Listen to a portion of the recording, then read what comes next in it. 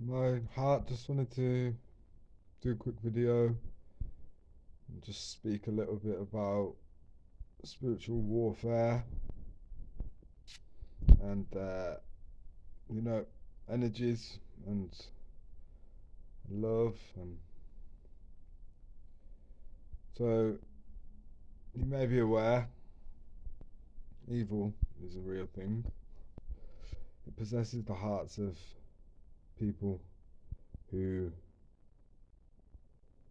choose the easy way in life a lot of the time.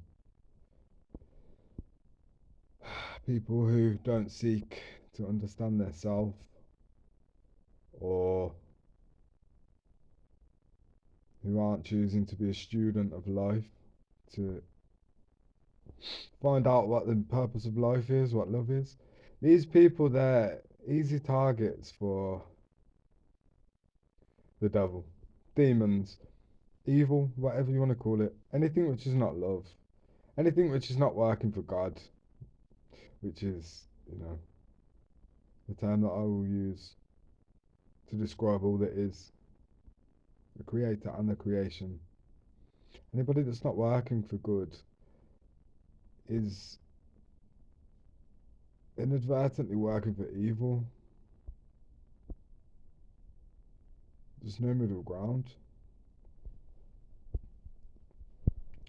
So, when we go through a spiritual awakening, when we start to uncover the deeper truths of reality, we peel back the layers of illusion and grow within ourselves, our life inadvertently changes.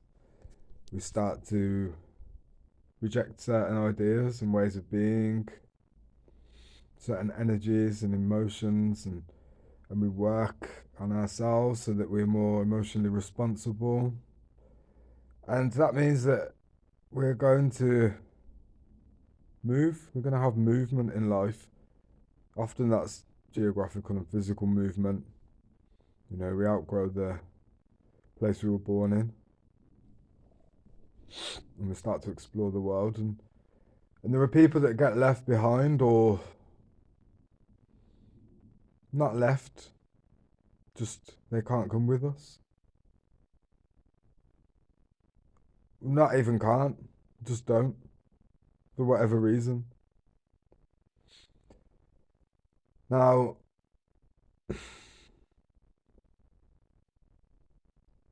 the majority of the world is existing in a really low vibrational state. That's like anything below love.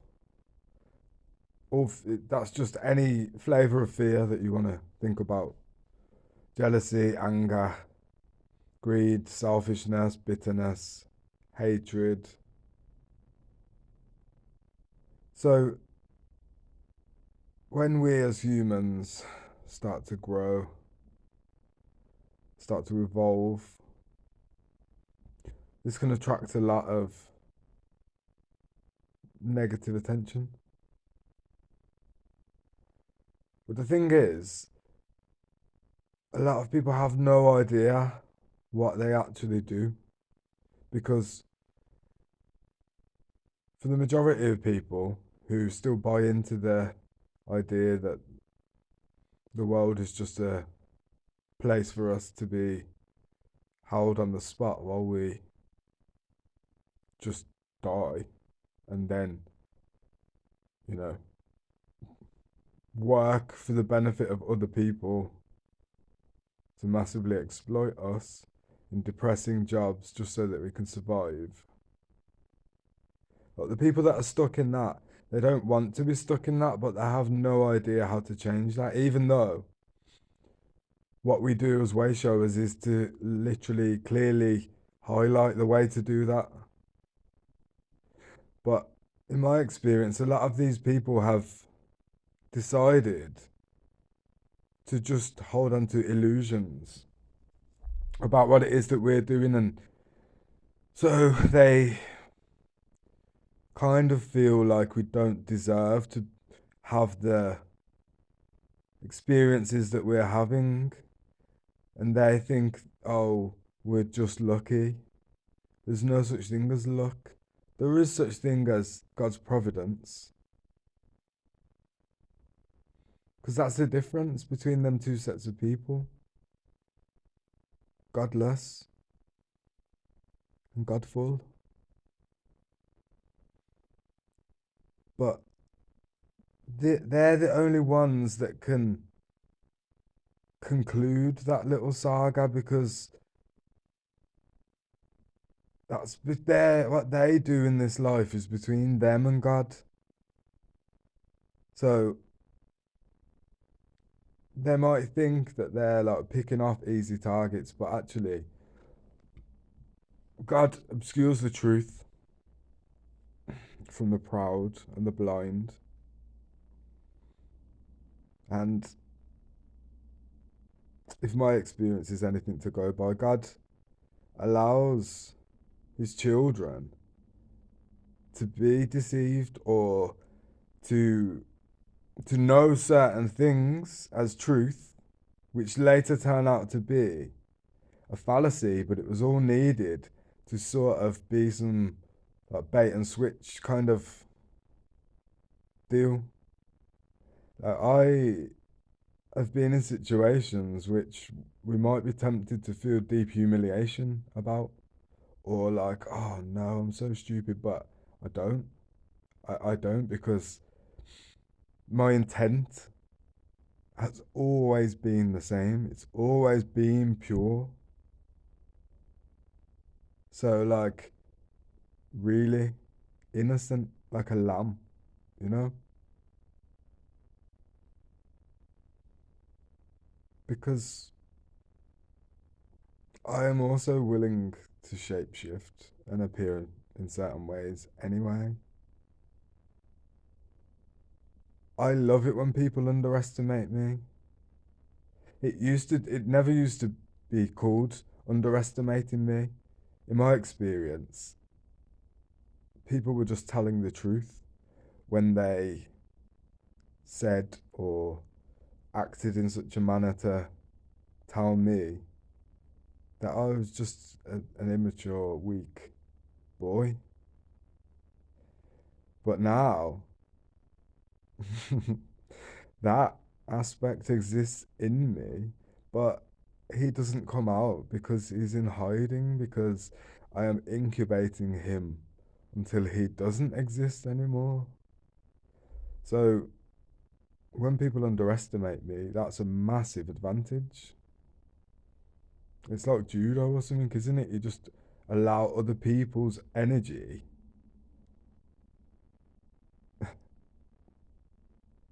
against themselves, you see?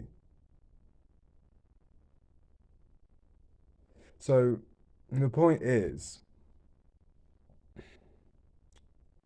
with everything being energy, even to think about somebody else is either potentially going to be a blessing or a curse on their life, depending on the nature of the thoughts. Now, it's quite a widely known thing that when you're thinking about somebody, it's because they were thinking about you. So imagine if you don't even need to imagine. I'm telling you that the truth is the energy, the energy of what you feel when you express something goes to the person that you are thinking about. A lot of people might not believe this because they can't see, sense, or experience it themselves, and that's for a reason, isn't it? Because you don't.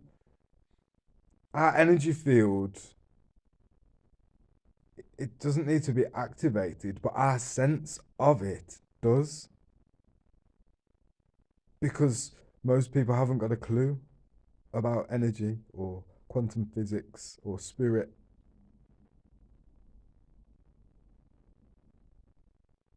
So I used to get, for example, when somebody was psychically attacking me,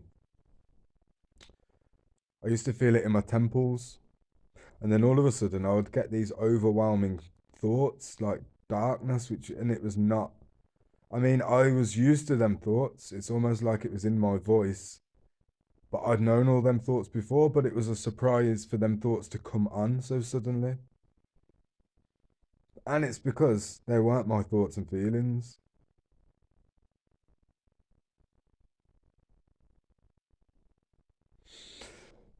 Depending on the flavor of the negative energy that is beamed out, it can also end up on different parts of the body, and depending on where it's coming from as well.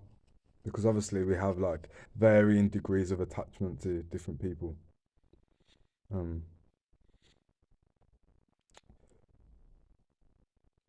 we probably, I don't know this for certain, but I imagine we're connected to our birth mother, for example, through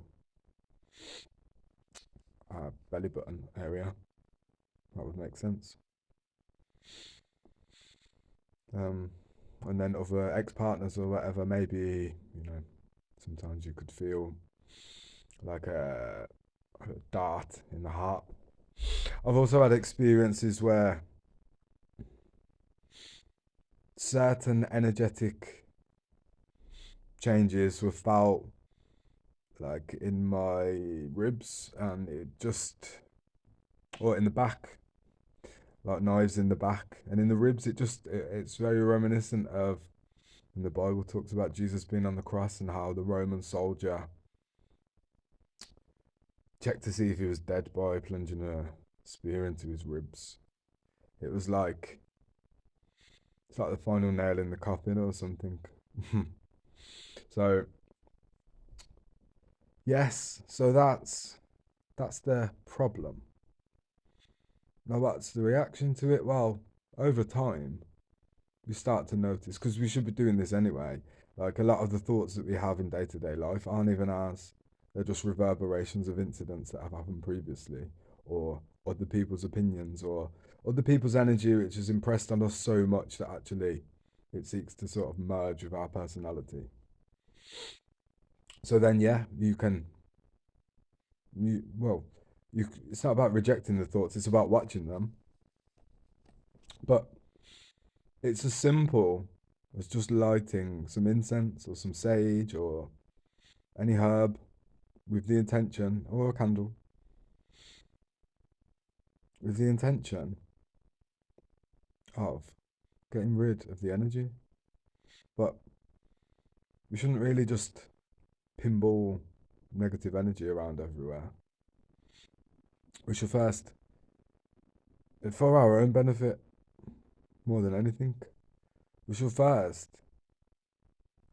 find the source of the energy if we can, find where it came from, in order to spiritually resolve and to send unconditional love to whoever is feeling so sad, that hates themselves so much that that hate spills out into the world, because that's not a great place to be in. It's really not. That's really desperate energy. And these people need to know that there is choice to change and that forgiveness, it is possible in order to forgive themselves. Because the only way it will ever stop is if they're able to acknowledge who they actually are, and that means that they're going to have to forgive themselves for that.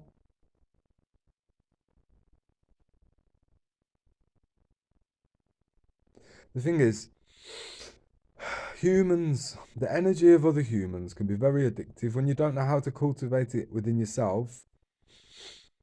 Like me, for example, I know my energy is very lucky. Of course it is. It's an overspill from the abundance and the blessing that my life is. So, people from the past try to get back that they want it back once it's gone. But the more we elevate, the more our sense of spiritual discernment sharpens and heightens.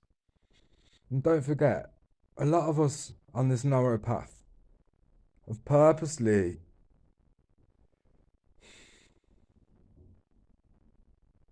most of us, all of us, right, we've had to become our own best friend. We've had to understand what it means to be alone, to work through the loneliness.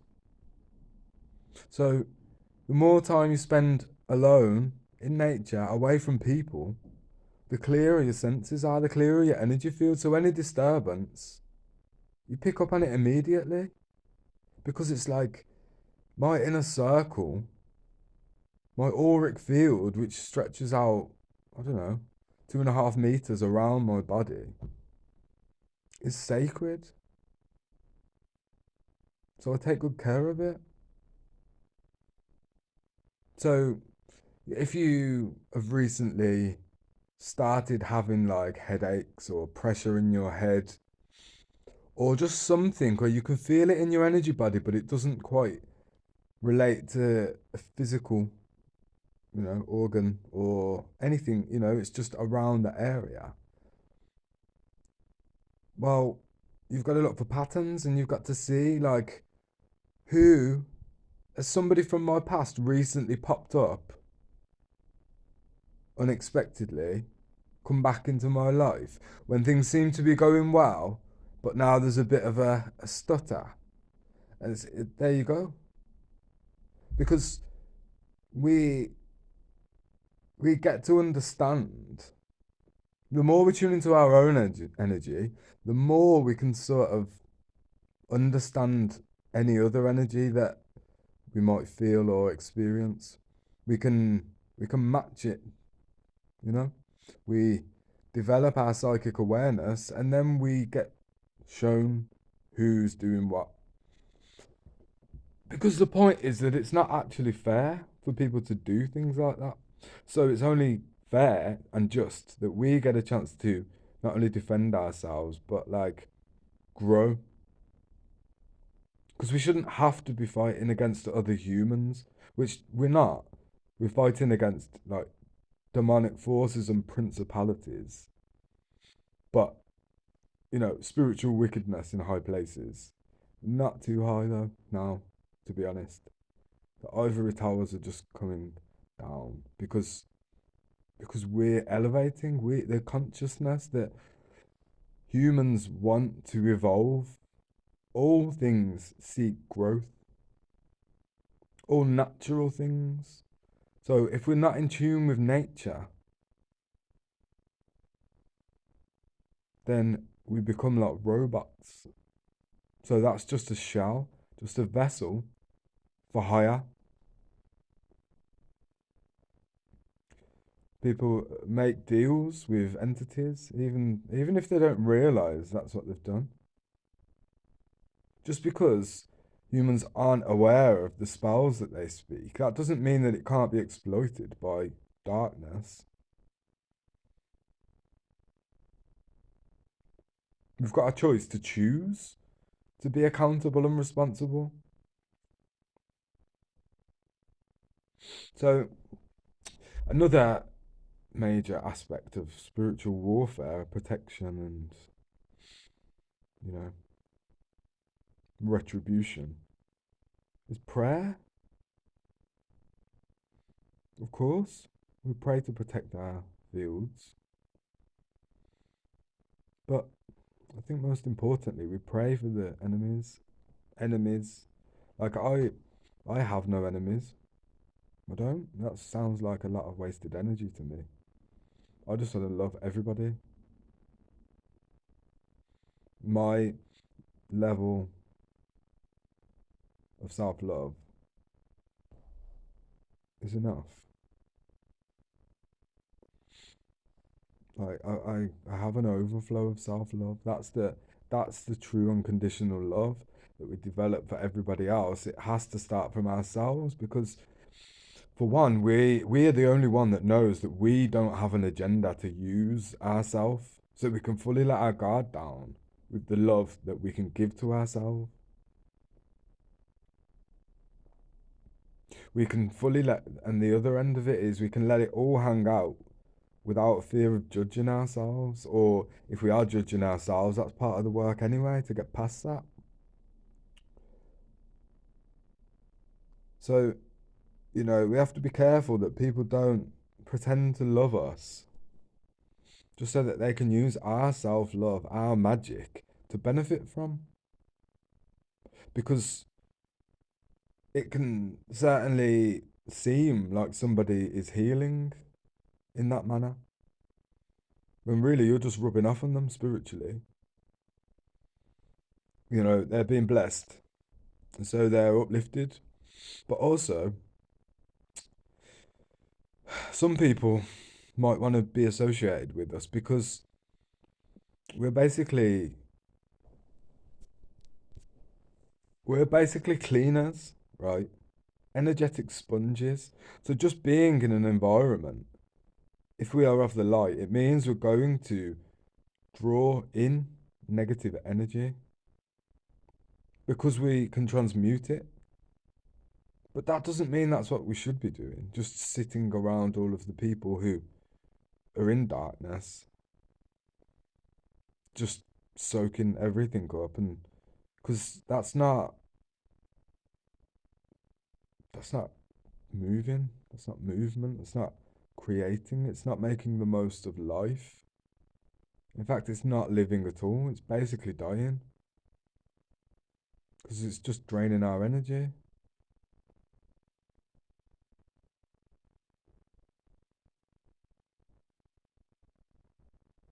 So anybody that's ever thought bad, negative about me, and I'm not going to go into the specifics because I don't care. I'm done with hate. It's just too heavy for my heart. I am light-hearted. I'm taking off all the shackles because I place most of them on myself. But I'm not letting other people's existence alter mine or take me off course. Where I am going is inevitable. What I am called to do in this world will happen. Yeah, there's been a few delays because I've had to learn. I've had to grow my spiritual muscles and understand the power of who we are, of true love, unconditional love, hating those, loving those that hate us, dissolving anger into forgiveness.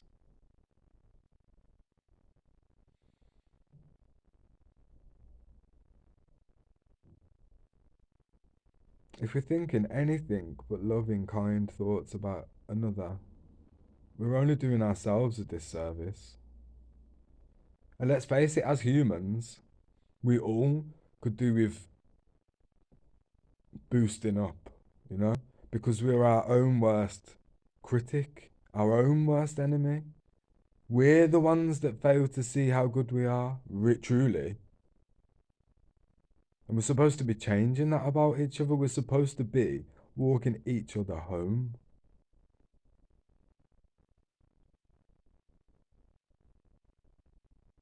Not like, not mugging each other in the darkness and throwing each other in the bushes.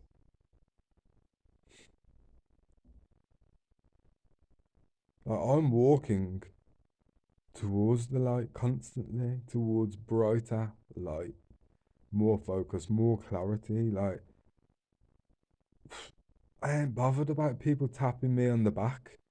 I'm not going to turn around. I'm focused on the future.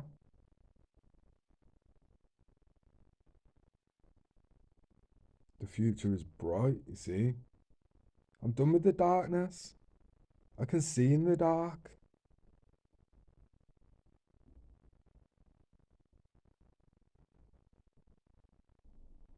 I wear the correct lenses in my eyes to see life as it is, how it should be.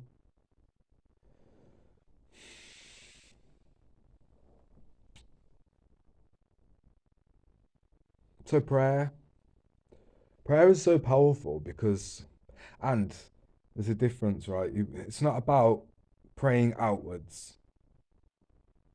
to some external entity, that's not who God is.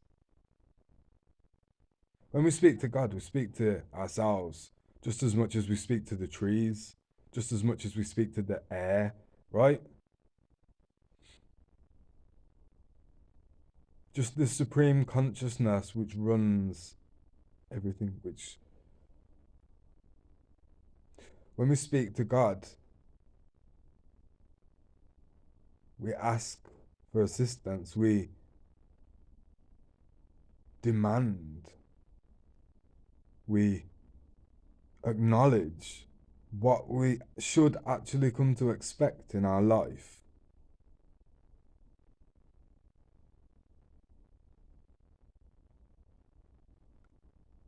And it happens.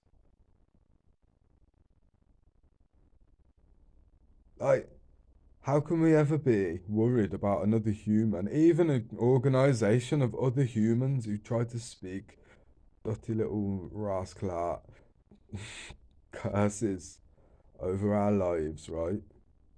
When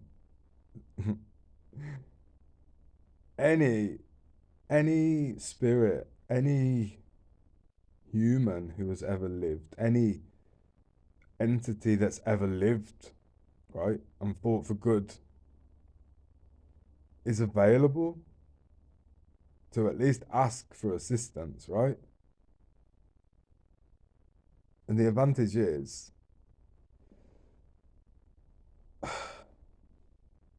well, do I even need to say? Like, light is clearly stronger than darkness because darkness is an absence of light.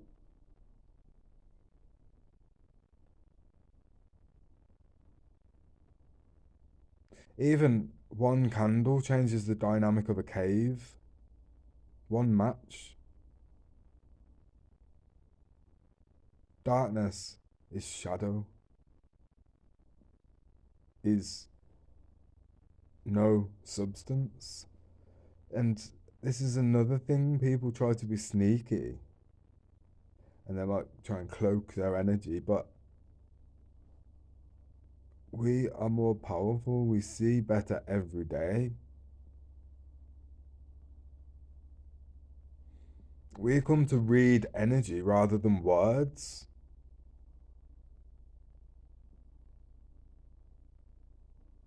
I've I've accepted friend requests and then 10 seconds later blocked and deleted them because, you know, because petty people will use any means they can, any way to watch us. They they hate it. They can't stand it. They really don't like us, but yet they can't take their eyes off us. We inspire and disgust them at the same time, but they're only ever angry with themselves.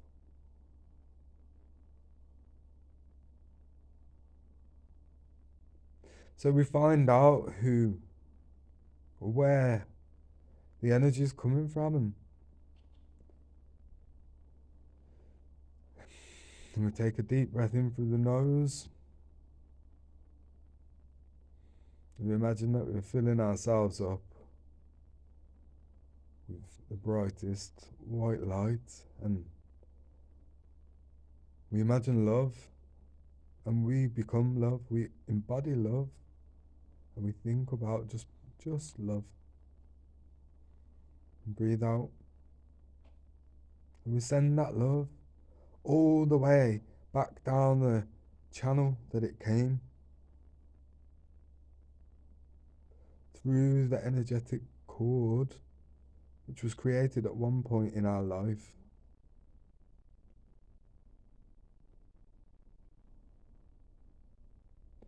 And then we ask that the cord is cut for the betterment of all, for growth and healing for everyone.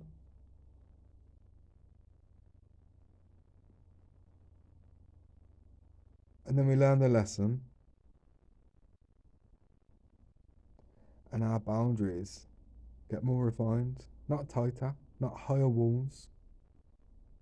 We just upgrade the cameras.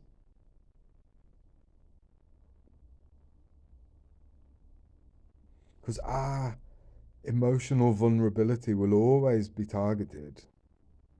Having a good heart means that people think they can work out the formulas which makes you bend to their will. But that's simply not true.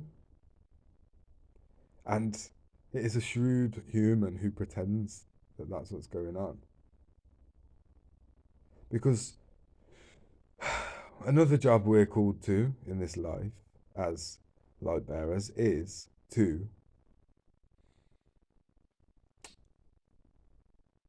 highlight people's arrogance by allowing them to demonstrate it and then whipping the rug out from underneath their feet and leaving them sitting on the floor scratching their head for a little while. Because the answer is always within.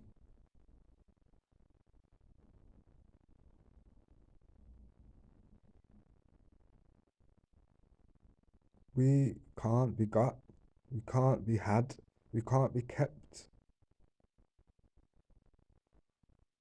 We command the elements.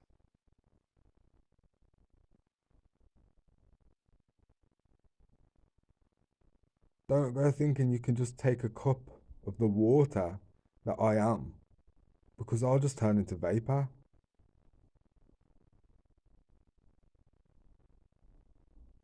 And then I might shapeshift into fire and land in your lap.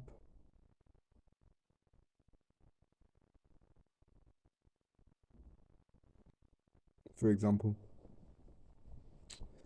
Like it is a hard, it's a difficult part of the journey because we only want what's best for everybody. We only want people to be enjoy. And so we might go through these repetitive cycles of going back, reaching down into the pit. But that we should never do that because we forget what it took for us to get out of there. And when that pit sees a hand reaching down, they just think fresh meat. Because it's not even the hands, it's not the humans. It's like they're temporarily occupied by something else.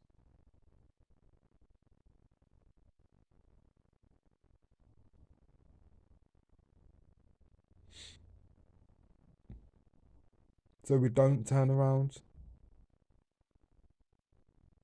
If we need to see something behind us, then we look in the mirror. Which also reminds us that everything that exists before where we are now is just an illusion. It's just backwards. It belongs to the world now.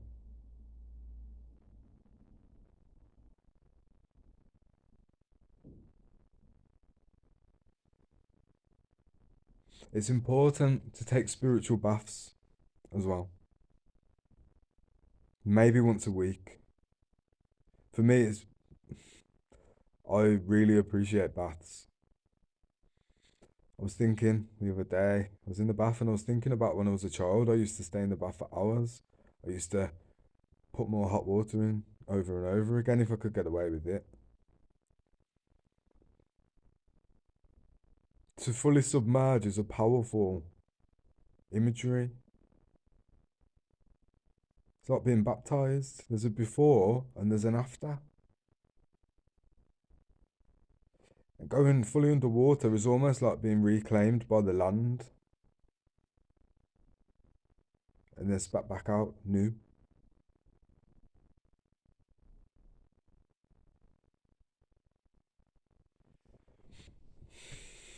When we develop our psychic sense, for want of a better word, when we tune in more with our energy field and our body and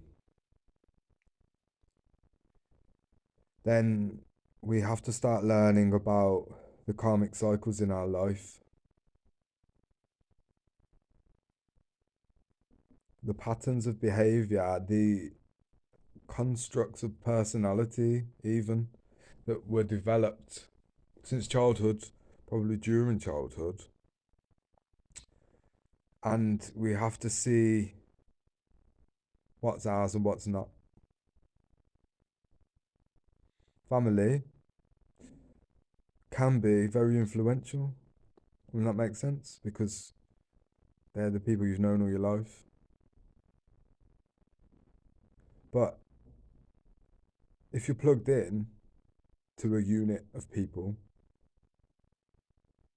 well, if the people aren't aware, if they're just on autopilot, like, the mode of existence that everyone's always just done in Western culture, well, then family can be like a cult where there's these unwritten rules and a distorted sense of what it means to be loyal and things like that. So, well, we can only ever be free in this life once we are our true, authentic self, which is below all of these layers, the masks, the conditioning, the persona. Because, in much the same way that the inner voice that we have isn't our voice, it's just an accumulation of other people's voices who told us ideas about what life is. We also have energetic connections, and it's like a feedback mechanism, constantly sending signals to each other. Like we have energetic connections which sustain us and are wholesome and vibrant, and we have those that don't. That might, like, it takes a lot to filter through all of the influences and to see, but you also have to think logically about it. You have to look at your life, look at the situations, and see who who just sort of rides the wave, or who's half in, half out, who's around with a handout, who takes, who even who gives all the time, because that can be a bit of a trap. Because the intentions of the giving, you see, we can never know. We can know what people's words are, what they say. We can know their actions, but we can never know their thought life. That's why it's important to get in touch with our spiritual side so that we can start to feel the energies around us and get fully in touch with our intuition. The intuition is basically a portal where the ancestors whisper messages through. And the more we grow in this life, the more challenges and tests we pass, overcome, learn. Like, pass a challenge, pass a test, get a gift. Yeah, in this life, that's what it's like. A lot of the time, you get, you will get just another source of wisdom come through. Another ancestor, another spirit guide. It can be felt. The protection that we have around us can be felt. Right, it's palpable.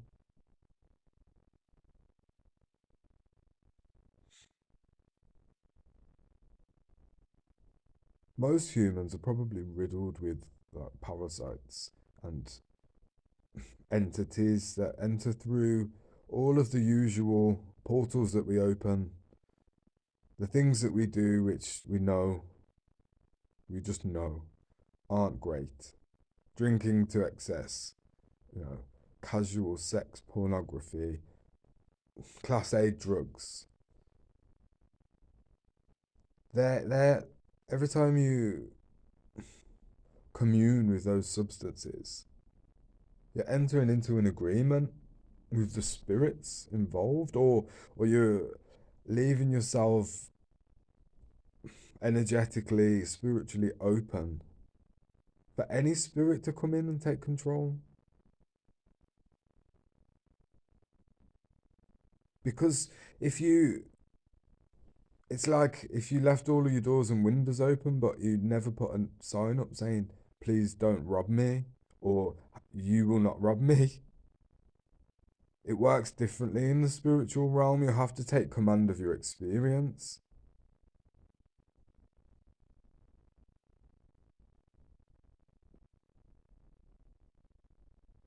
The evil, the darkness, the everything that is not love wants to bring love down to its knees, but you can't stop that role.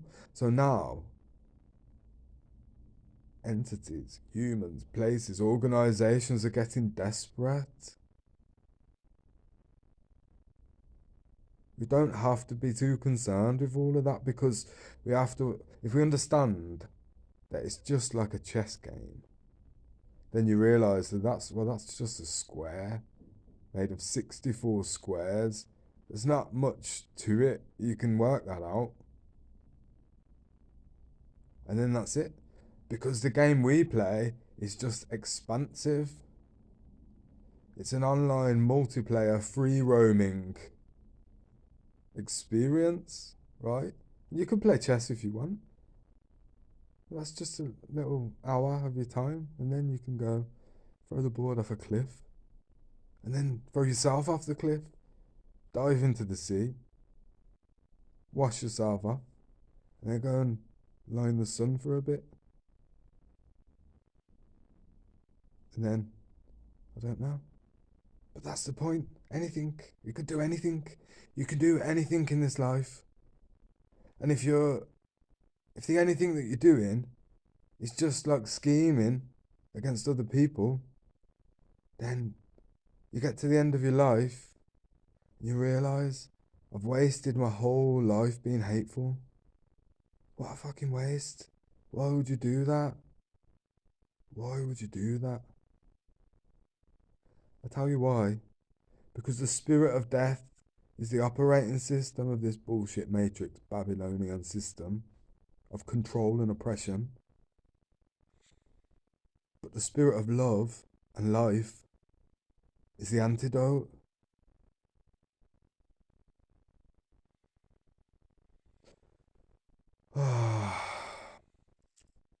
We've turned a corner.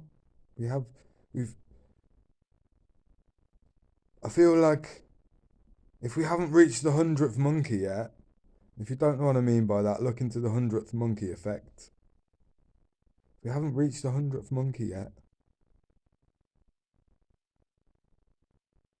well, I think the 99th monkey's getting bored. Might be getting cramp in his fingers, so might have to pass it on pretty soon.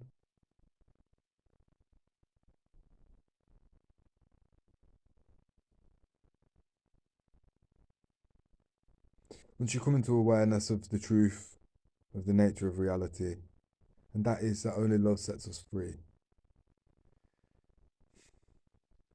then you take great pleasure in passing that on energetically. I have the feeling that a lot of people are going to be coming into the awareness of how their actions have been trying to stop that in the world. Like soon, real soon. Like and they will have to cope, they will have to deal with the implications of that. But like I say, it's about self forgiveness. Trust me when I say, all of us that are fighting for the light and for what is just and righteous in this life have had to feel the deepest despair you could feel. So nobody has to go through more than others necessarily.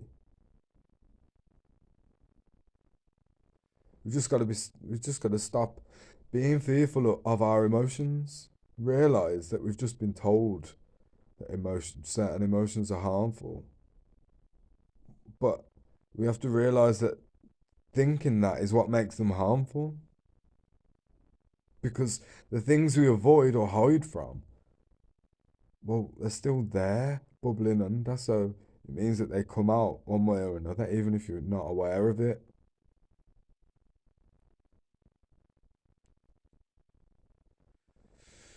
I'm going to leave it there. I think this is the longest video I've done to date. But yeah, I just felt the need to express that. Right, I love you. Take care of yourself. Right? God bless you.